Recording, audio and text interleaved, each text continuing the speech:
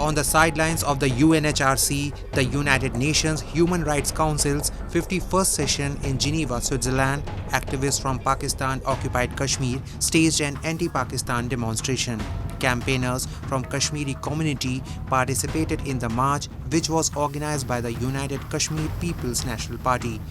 They emphasized the dire human rights condition in the area, which Islamabad has illegally occupied for 75 years. Activists said that Pakistan was indiscriminately exploiting Kashmir's resources, while the locals who actually possessed ownership rights were left in a state of utter destitution. We want! Kashmiri want! हमें किसी किस्म की कोई आज़ादी नहीं है।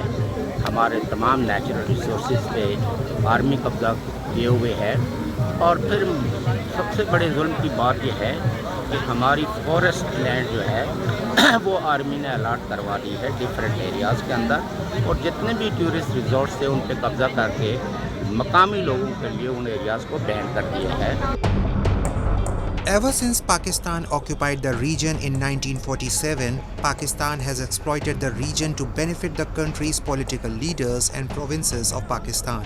The state machinery has kept the people of the region marginalized and its people deprived of both political and civil rights.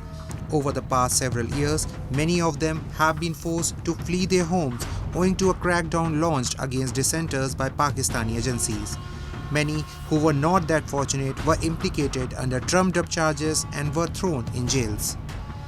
Local sustained pushback has managed some success, but activists demand the international intervention to prevent any further suppression of locals.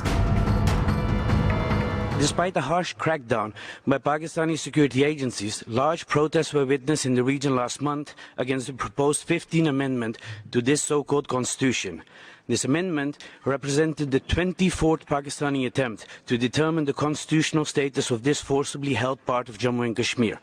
While the huge protest eventually resulted in the withdrawal of the proposed amendment, Pakistan's repeated attempts to alter the status of territory that it holds illegally renders the prospects of a fair and respectable solution to the issue of Jammu and Kashmir extremely murky and complicated.